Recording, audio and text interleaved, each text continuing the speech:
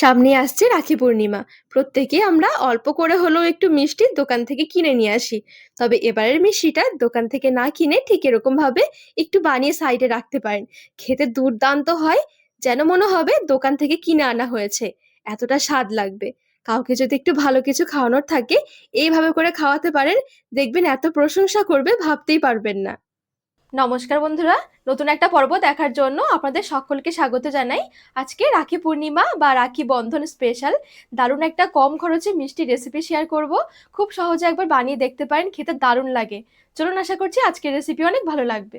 সবার প্রথমে এদিকে একটা বাটি নিয়েছি এখানে একটা মিডিয়াম সাইজের বাটি মেপে 1 বাটি বেসন। তবে বেসনটা কিন্তু এভাবে দেব না, একটু চেলে দেব, তাহলে কি ব্যাটার তৈরি করতে কোনো রকমের লাম্পস থাকবে না।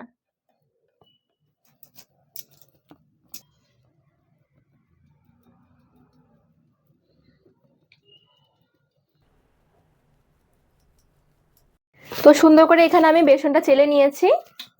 টেস্ট ভালো আসার জন্য 10 টাকা দামের 1 প্যাকেট গুঁড়ো দুধ দিয়ে দিলাম। আর একদম সামান্য পরিমাণে একটু লবণ দিয়ে দিচ্ছি। আর একদম 1 চিমটি মতন দিয়ে দিচ্ছি হলুদ গুঁড়ো।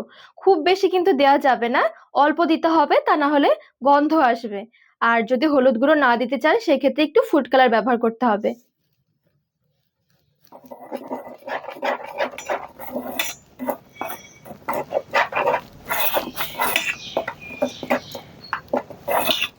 এবার অল্প অল্প করে জল মিশিয়ে একটা মিশ্রণ তৈরি করে নেব।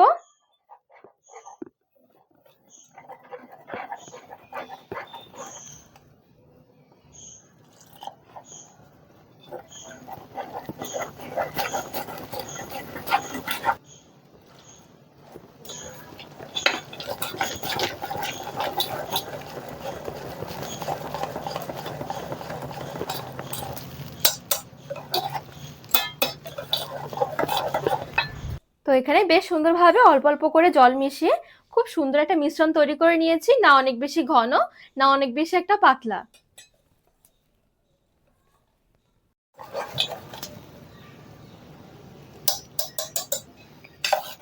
এই দেখুন, ঠিক এরকম রেখেছি মিশ্রণটা।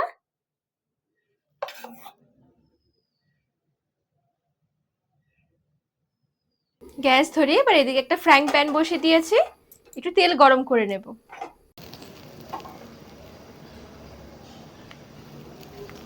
তেল যখন হালকা গরম হয়ে যাবে এখান থেকে অল্প অল্প করে নিয়ে নিচ্ছি, নিয়ে বড়ার আকারে ছেড়ে দেব।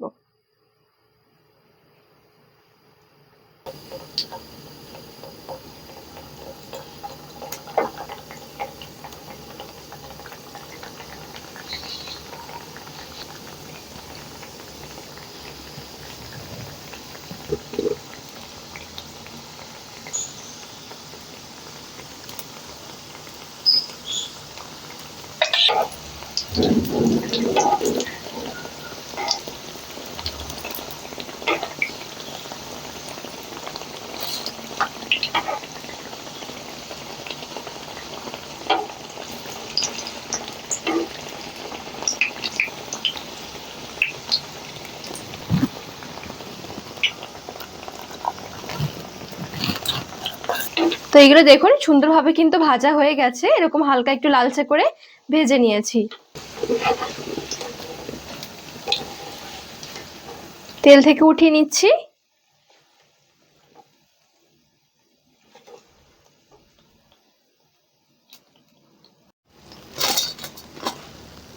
তো বাকিগুলো ঠিক আমি এরকম ভাবে ভেজে নিচ্ছি।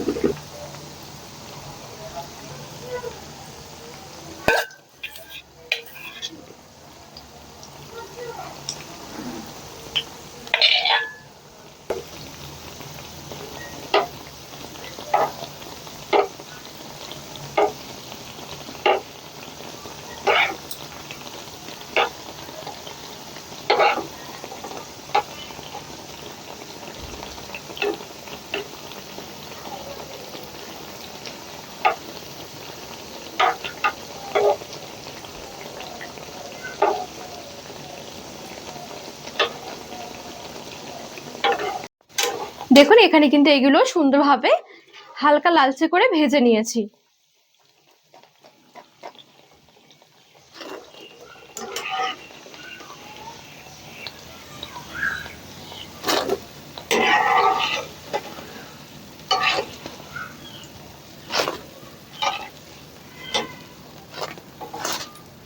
হালকা করে এবার একটু ঠান্ডা করে নেব। এবারে এদিকে আমি একটা মিক্সিং জার নিয়েছি। মিক্সিং জারে এই যে বড়াগুলো ভেজে রেখেছি, এই বড়াগুলো এরকম একটুখানি ভেঙে ভেঙে মিক্সিং জারে নিয়ে নিচ্ছি।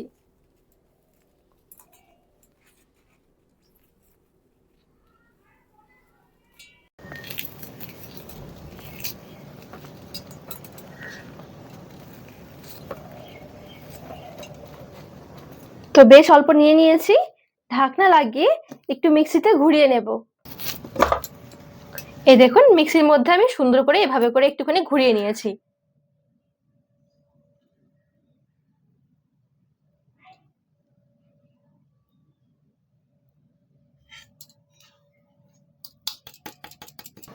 বাকি যে বড়াগুলো ছিল সেগুলো আমি ঠিক এরকম ভাবে মিক্সিতে ঘুরিয়ে নিয়েছি।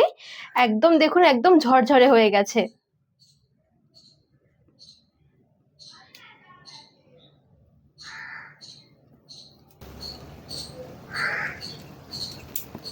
তো মোটামুটি সবগুলো বড়াই ঠিক এরকম ভাবে মিক্সিতে ঘুরিয়ে গুঁড়ো করে নিয়েছি। গ্যাস ধরিয়ে এবার এদিকে একটা কড়াই বসিয়ে দিয়েছি। নিয়েছি 1 বাটি চিনি। আমি প্রথমে এই বাটি মেপে 1 বাটি বেসন নিয়েছি। তো 1 বাটি বেসনের জন্য 1 বাটি চিনি লাগবে। আর হাফ বাটি দিয়ে দিচ্ছি জল।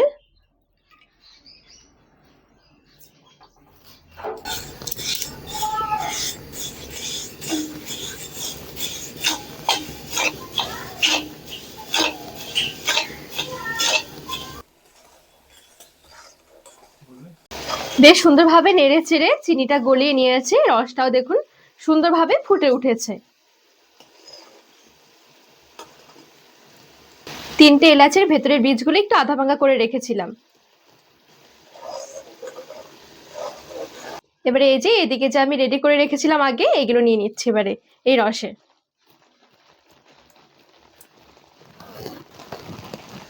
আঁচটা হালকা রেখে ভালো করে আস্তে আস্তে করে নেড়ে চেড়ে মিশিয়ে নেব।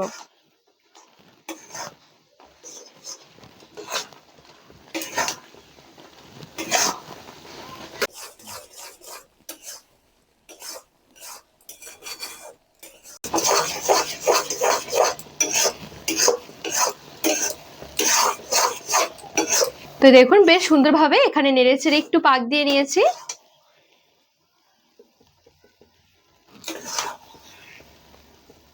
বেশ সুন্দর কিন্তু এখন অনেকটাই শুকিয়ে গেছে। এবার আঁচ বন্ধ করে দেব। এর থেকে বেশি আর শুকাবো না, তাহলে কি ঠান্ডা হতে হতে এটা অনেকটা জমে যাবে।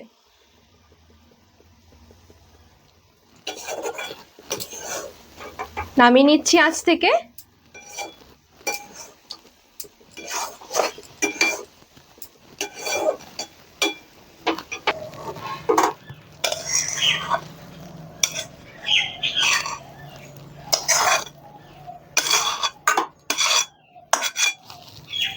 এবারে হালকা একটু ঠান্ডা হয়ে যাওয়া পর্যন্ত অপেক্ষা করব। হালকা মোটামুটি একটু ঠান্ডা হয়ে গেছে। এবারে হাতের মধ্যে একটুখানি ঘি লাগিয়ে নিয়েছি। ঘিয়ের পরিবর্তে সাদা তেলটাও লাগিয়ে নিতে পারেন। তবে ঘিটা দিয়ে যখন এগুলো তৈরি করবেন দেখবেন ফ্লেভারটা একটু বেশি সুন্দর আসবে। তো হাতের মধ্যে অল্প করে একটু নিয়ে ঠিক এরকম করে একটুখানি চ্যাপ্টা করে নিচ্ছি।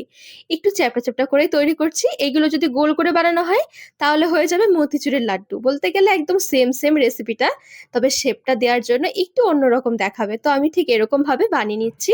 আর দেখুন শেপটা দেওয়ার জন্য কিন্তু একদম চেঞ্জ হয়ে গেছে। আর দেখুন দেখতেও কি দারুণ দেখাচ্ছে। আর সবথেকে ভালো কথা হলো এইগুলো কিন্তু কিছুদিন আগে বানিয়েও রাখা যায়। যদি আপনারা মনে করেন যে রাখি পূর্ণিমার জন্য বানিয়ে রাখবেন, তাহলে কিন্তু 2 দিন আগে বানিয়ে রাখলেও কিন্তু কোনোভাবেই নষ্ট হবে না। ফ্রিজেও রাখতে হবে না। আপনারা চাইলে এটা নরমাল একটা টিফিন কৌটোর মধ্যে বা এয়ার টাইট বক্সের মধ্যে ভরেও রাখতে পারেন। আর যদি ফ্রিজে রাখা হয় তাহলে তো কোনো কথাই নেই। 1 থেকে 2 মাস এমনিতেই ভালো রাখতে পারবেন। তো বন্ধুরা আজকের রেসিপি আপনাদের কেমন লেগেছে অবশ্যই কমেন্ট করে জানাবেন। আর রেসিপি ভালো লাগলে চ্যানেলটিকে সাবস্ক্রাইব করে পাশে থাকার অনুরোধ রইল।